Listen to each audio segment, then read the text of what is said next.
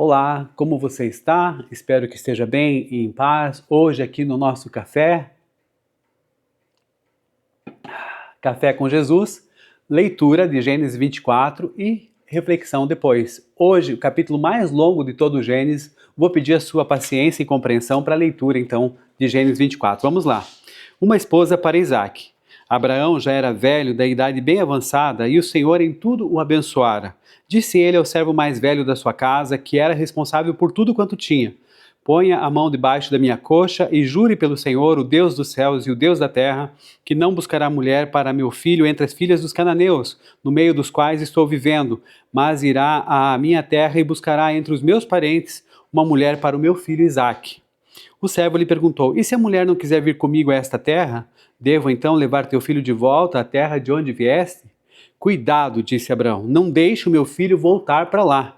O Senhor, o Deus dos céus, que me tirou da casa de meu pai e de minha terra natal, e que me prometeu sob juramento que a minha descendência daria esta terra, enviará o seu anjo adiante de você, para que de lá traga uma mulher para o meu filho. Se a mulher não quiser vir, você estará livre do juramento. Mas não leve o meu filho de volta para lá.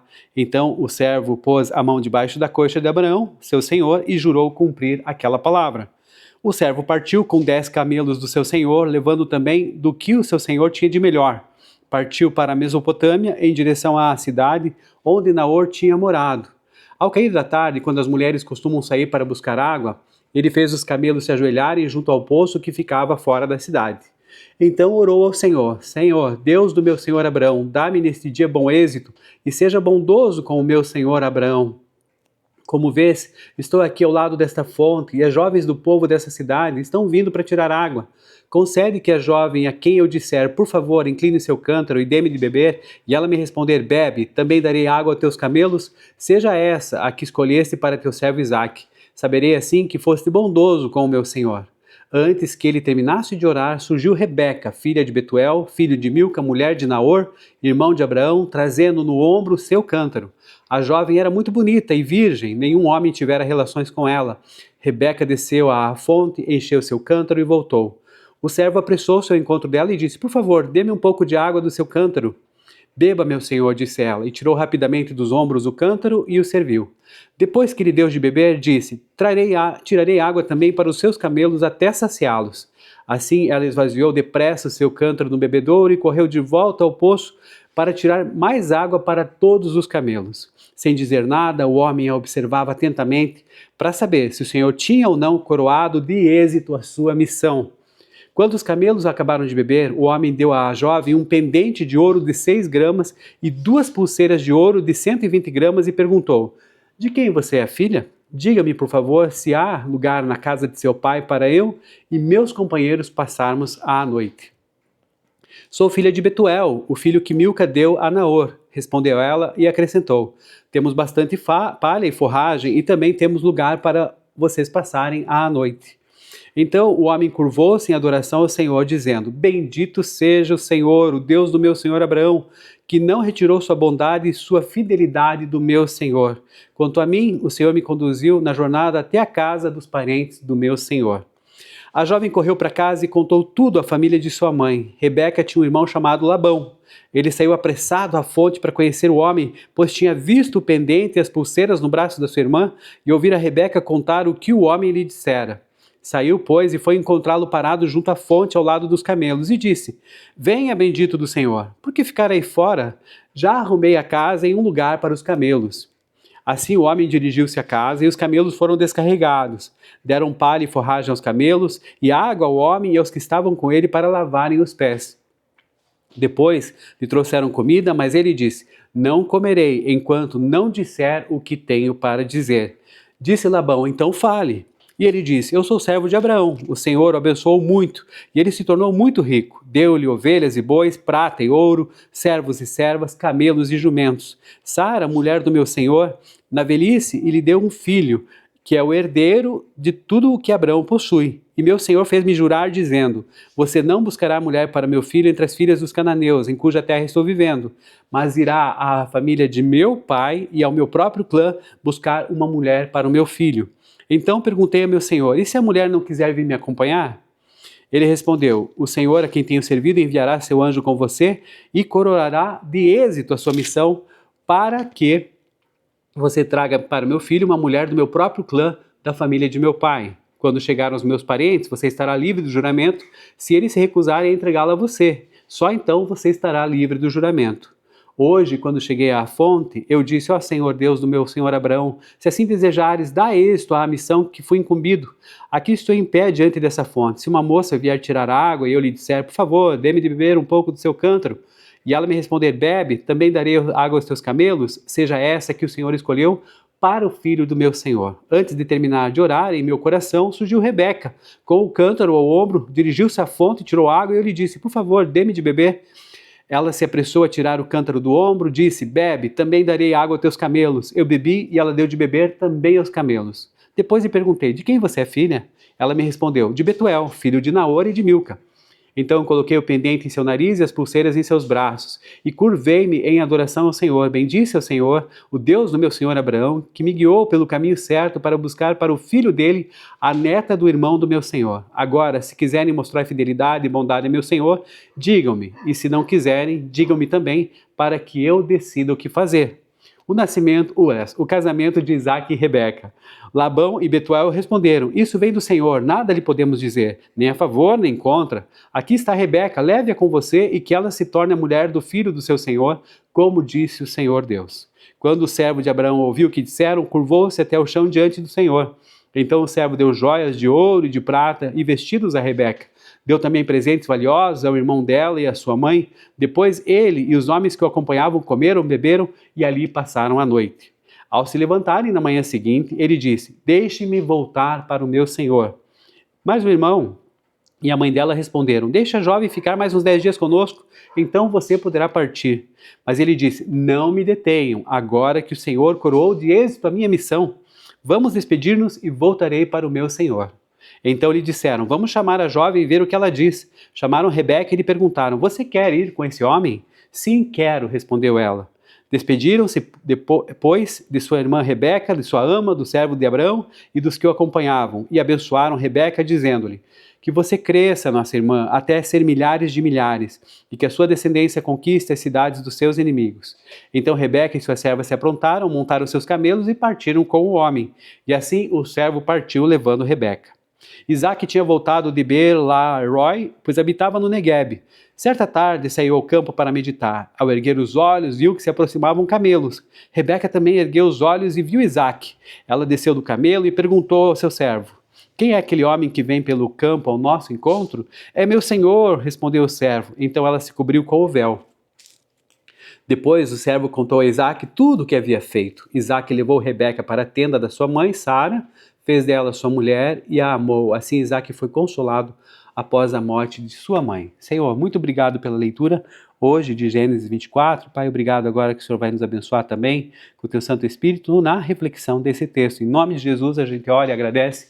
Amém, amém, amém. Então agora, começando o capítulo de Gênesis 24, já havia dito a vocês, capítulo mais longo de todo o livro de Gênesis, uma verdadeira aula, né? Não só de história, de busca do amor com um final feliz, mas também sobre a providência divina, a obediência, de forma muito especial também, sobre a prática da oração e a resposta direta de Deus. Então vamos lá, aqui a gente começa no início, né, que é um contexto. Abraão, já idoso, abençoado em tudo que tinha, decide fazer uma busca, né, buscar uma esposa para o seu filho Isaac. E a condição, ele faz então o seu servo mais velho jurar que não escolheria uma mulher entre as cananeias, mas sim que iria a parentela de Abraão lá na Mesopotâmia. Então, o texto de Gênesis 24 aqui não cita para nós o nome desse servo, talvez mantendo, né, de certa maneira ali anônimo, propositalmente ali no relato. Mas a tradição judaica, o que a gente tem aqui, a maioria dos estudiosos também, concordam que se trata de Eliezer de Damasco. Nós já vimos isso lá em Gênesis capítulo 15, quando nós estudamos, quando ele era ainda aquele herdeiro presuntivo de Abraão, antes do nascimento de Ismael, antes do nascimento de Isaac. Lembra-se só quando Abraão ali confidenciou com Deus, né? Será o meu servo que eu tenho em casa, Eliezer, né? E aí, no caso, é essa a questão aqui, e possivelmente seja esse servo. Uma coisa é certa, a convivência com Abraão desse servo forjou a fé desse homem, gente. Ele aprendeu a depender de Deus na prática. E o fato aí de orar, né, e a resposta vir até antes que ele terminasse de orar, é realmente um dos quadros mais belos da Bíblia sobre a questão da intimidade com o Senhor. Por quê? Porque esse servo, ele não confiava apenas nos recursos que levava, né, os 10 camelos, ouro e um monte de coisas, mas confiava na providência divina. E aí a gente tem a informação depois ali que Abraão vai dizer para que ele não volte para a terra natal, né? Que não é para levar Isaac de volta, e não, isso não era por medo de Abraão, gente. É pelo cumprimento da estrita promessa e proteção da aliança que Deus fizera com ele, né? Deus havia chamado então Abraão para sair da sua terra, da sua parentela. Nós vimos isso em Gênesis 12. E a terra de Ur dos Caldeus, ali aquela região de Harã, a gente sabe que eram centros de idolatria. Você pode depois confirmar isso lá no capítulo 24 de Josué. E de modo que, se ele levar Isaac de volta, então, né, seria um retrocesso espiritual e um abandono da terra prometida, da promessa de Deus. Era a base da aliança de Deus com Abraão, Canaã. E Isaac precisava, então, permanecer nessa terra da promessa, vivendo pela fé, mesmo peregrino ali. E a fé, então, além das circunstâncias, além da situação em que vivia, a fé acima de tudo, uma grande lição que Abraão está dando para nós e também aqui indiretamente o seu servo. Abraão confia que o Senhor enviaria o seu anjo diante, né, do servo, ou melhor, adiante do servo, né, lá à frente, para garantir o sucesso dessa missão. Olha só que legal isso. E depois a chegada, né? O servo ali chega com os seus 10 camelos, ali na cidade de Naor, e ali junto ao poço, ele para no final da tarde, o horário, né, que o sol já está mais calminho, já está ali meio, né, não está tão forte, que as mulheres saíram então para buscar água. A gente precisa situar, então, essa questão de Abraão e sua parentela. Perceba só. Vamos olhar para a árvore genealógica disso, né? O pai de Abraão e de Naor era Terá. Lembre-se que aqui a gente tem Abraão, né, e a Naor e a Harã. Eles eram irmãos, filhos de Terá. O que acontece? Harã tinha morrido lá e Abraão, tanto é que Abraão cuidou do Ló, que é o seu sobrinho, filho de Harã. E a gente já estudou sobre isso. Depois, onde é que estava Naor, né? Porque aí ele chegou lá na região de Naor. Bom, a cidade para o servo onde ele viajou realmente é isso, é conhecida ali no versículo 10, cidade de Naor, que está ali localizada na região de Padã Arã.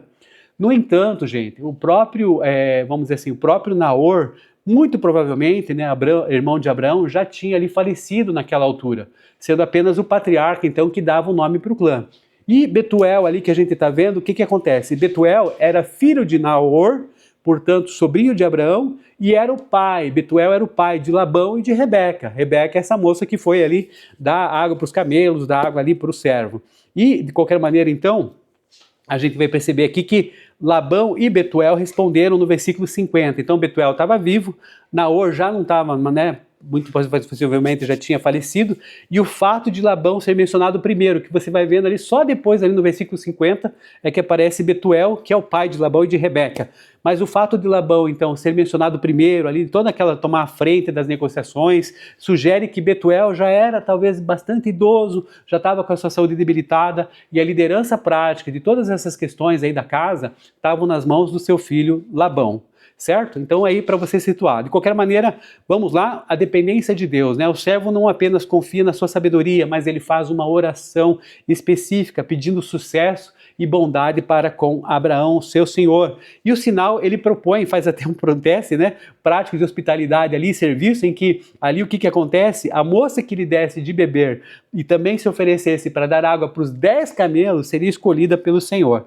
E a resposta imediata, antes que ele terminasse de orar, nós estamos vendo aqui no versículo 15, Rebeca, neta de Naor, né, que era irmão de Abraão, chega ao poço. E aí o cumprimento do sinal, o que ela faz? Ela age exatamente conforme a oração ali do servo. Dá de beber para ele também, e voluntariamente também tira água para todos os camelos, um trabalho exaustivo, que demonstrava então um caráter prestativo dessa nossa amiga, a Raquel. A pressa de Raquel em dar água para o viajante ali era de fato um dever que havia ali de hospitalidade no Antigo Oriente Próximo, né? Então a gente tem isso. No entanto, veja só, o que Rebeca fez vai muito além do costume. Só para você entender, um camelo que está com sede, um camelo sedento, após uma longa viagem para o deserto, ele pode beber, sabe até quantos litros de água? Pense comigo, 100 litros de água. Muito, né? um camelo só. Tirar a água de um poço que geralmente precisava aí descer degraus com aqueles cântaros, aquela coisa toda, para saciar 10 camelos, foi um trabalho bem braçal, exaustivo e demorado. A atitude, então, de Raquel não foi apenas educação, foi uma demonstração extraordinária de serviço, de vigor físico, de empatia, de diligência, e foi exatamente esse o sinal específico que o servo tinha pedido para Deus para identificar, né, aquela questão do caráter daquela moça. E olha só que interessante, ao confirmar quem ela era, da parentela de Naor, irmão de Abraão, o servo imediatamente se prostra, adora o Senhor ali pela sua fidelidade e por tê-lo guiado diretamente à casa dos parentes ali do seu senhor. E sobre esses presentes aí que foram dados a Rebeca, ali no versículo 22, você pode ver, bom, não era um costume comum ali dar joias de ouro tão valiosas, um pendente, 2 pulseiras pesadas, apenas por um copo d'água, né, um monte de água que foi aí para os camelos também. Mas de qualquer maneira, a entrega desses presentes, gente, ele tinha 2 propósitos, essa iniciativa. Primeiro, o reconhecimento. O servo percebeu que Deus tinha respondido a sua oração imediatamente e recompensou aquela moça pela atitude impressionante que teve ali. E depois o dote inicial, que chama aqui de morrar, né? Aquelas joias já funcionavam então como uma espécie de declaração clara das intenções matrimoniais, até demonstrando então o imenso poder aquisitivo da família que o servo estava ali representando. E aí a gente tem a recepção, né, seguindo em frente, Labão, irmão de Rebeca, quando ele vê os presentes e convida o servo para entrar na casa dele. Será que Labão, irmão de Rebeca, era interesseiro, gente? O que você acha, né? Bom, a leitura sobre Labão, que você está fazendo exatamente junto comigo ali, é perfeita. O texto é sutil, mas ele é revelador. Por quê? No versículo 30, diz ali, né? Assim que viu o pendente e as pulseiras nos braços da irmã, Labão fica de olho, né? E aí a hospitalidade de Labão, ela foi imediatamente ativada e muito talvez acelerada, sabe por quê? Pelo brilho do ouro. E aí o que acontece? Esse é o primeiro vislumbre que nós temos do caráter ganancioso e manipulador de Labão, que personalidade que a gente vai comprovar depois, muitos anos, né, depois, quando ele tenta enganar lá e explorar o próprio sobrinho Jacó. E aí a gente tem aquela famosa frase, se Jacó era mentiroso de montão, Labão então, seu tio, fez pós-graduação. Pense nisso, depois a gente vai voltar nessa mesma frase que é conhecida muito pelo pastor Saião. E aí o que acontece é que ali Labão vai fazer uma troca dos salários e das esposas ali de Jacó no futuro, então já demonstrando o caráter extremamente interesseiro, ganancioso e manipulador desse irmão de Rebeca. De qualquer maneira, o servo, voltando aqui para a nossa conversa, o servo demonstra então um senso de urgência e propósito na missão e se recusa a comer até que tenha sido dado o seu recado. E aí ele conta detalhadamente como Deus abençoou Abraão, a missão que recebeu e como Deus respondeu à oração de forma exata junto ao poço, colocando ali a decisão diante daquela família para eles tomarem uma decisão. E aí o que acontece é que Labão e Betuel, né, já bem idoso, reconhecem a soberania de Deus, dizendo no versículo 50, isso vem do Senhor, nada podemos lhe dizer, nem a favor nem contra. E no dia seguinte a família quer reter Rebeca ali por mais um tempo, aquela coisa toda, mas o servo diz assim, preciso partir imediatamente, sou diligente, quero cumprir a promessa do meu Senhor, e sei que isso é urgente. E aí, chamada para decidir, Rebeca cede, Rebeca demonstra grande fé e desapego a responder prontamente, sim, vou sim, irei sim, no versículo 58. E aí ela parte acompanhada da sua ama, recebendo a bênção dos seus familiares, para que se multiplicasse em milhares de milhares. Que legal, né? E aí o encontro, Isaac tinha saído ali ao campo para meditar, ou então orar no cair da tarde, e aí ele avista camelos chegando, e aí percebe, né, que Rebeca ao ver Isaac, cobre-se com o véu em sinal de respeito, e o servo relata tudo ali o que havia feito. Isaac então aí leva a Rebeca para a sua tenda, a tenda da sua mãe, que era da sua mãe, e a Rebeca se torna sua esposa, ele a ama, e assim Isaac é consolado após a morte da sua mãe. Bom, o que nós temos aqui de lição para a gente aprender então?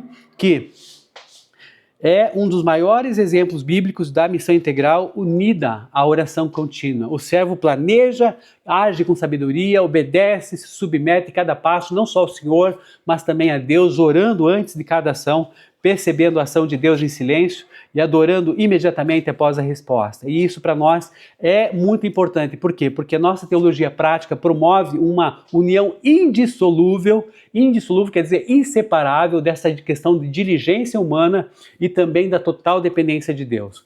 O servo de Abraão não ficou parado esperando o milagre, cair as coisas do céu. O que ele fez? Viajou, planejou, foi diligente, foi até o poço certo, na hora certa. Mas ele condicionou todo o seu esforço a uma adoração contínua, a uma oração contínua e específica. Isso para nós demonstra o quê? O nosso engajamento na missão integral, gente.